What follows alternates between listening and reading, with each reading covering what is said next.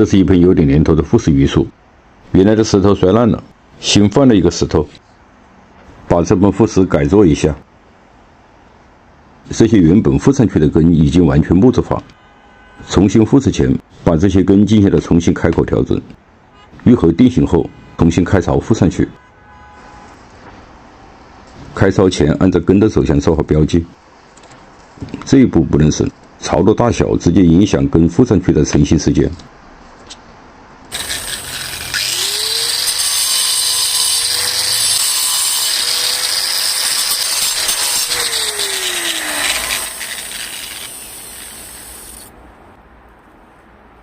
做复式盆景最关键的一步，要确定好根或者树干的布局，也就是它们的走向。根或干附上去，不要打破石头的完整性。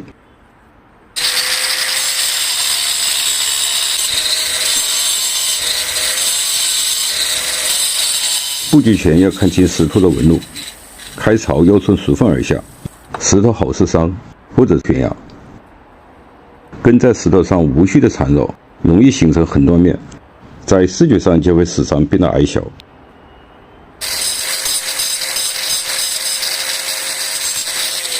开槽不要一步到位，分几次打磨，开的沟槽比根或者是树干越小，这样把根和树干压进去吻合会更快。像这样压紧之后，根在生长过程中会朝两侧膨胀，像这个部分，圆形的根会随着愈合形成扁状。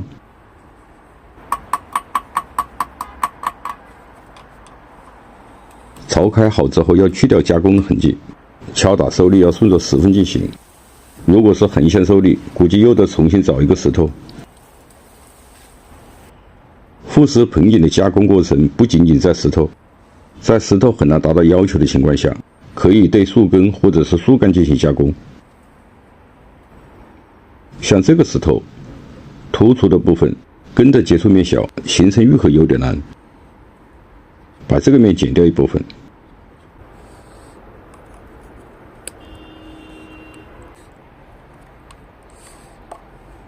不仅增大了接触面，而且树根新的伤口会刺激愈合组织的形成。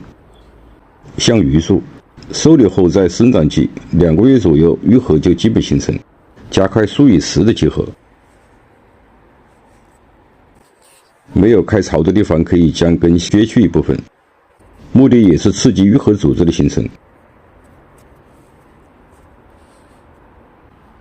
先做个基本固定，垫上木块，用处理线增大它的受力。像这种已经完全木质化的根，张力比较大，很难一次把它压到位，要随着树根的生长将铝线拧紧。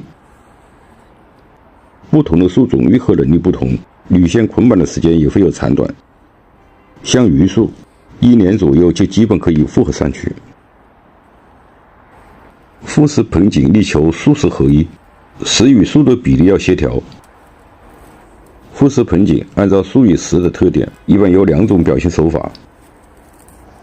像一些比较独特的石头，观赏的重点会在石头上，石为主，树为辅，是一种表现手法。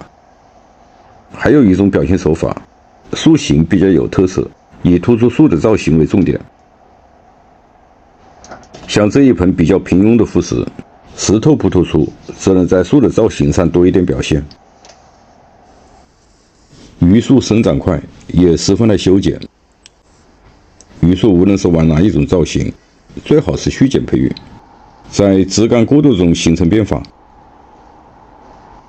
像这个枝盘，培养出枝先确定组织的总体方向及侧枝的分布，每一级枝节不要留太长，过渡中形成不同的出枝方向，但总体上要与组织的方向一致。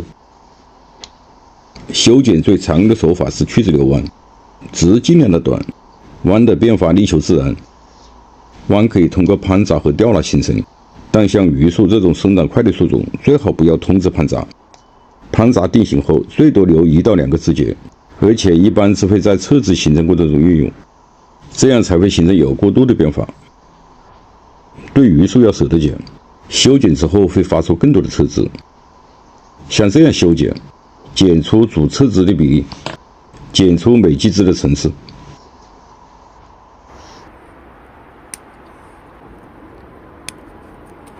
这是虚案中的顶，顶子有明显的伸展优势，是整个盆底在培育过程中剪的重点。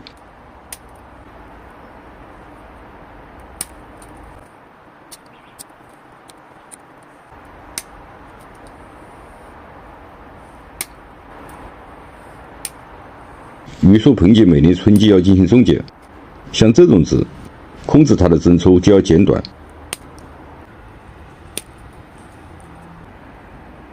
这就是典型的去枝流弯修剪。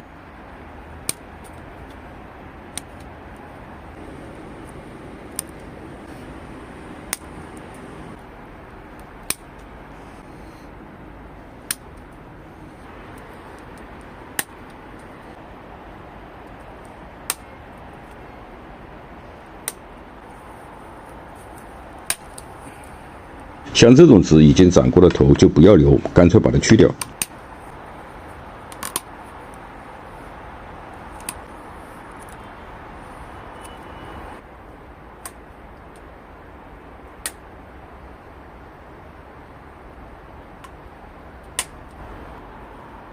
榆树结口要一次性修剪到位，愈合后就会形成马眼。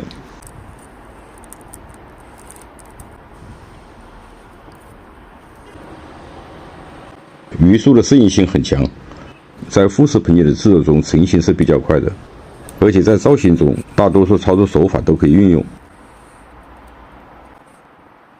像开口拿弯可以比较轻松的改变枝干的方向。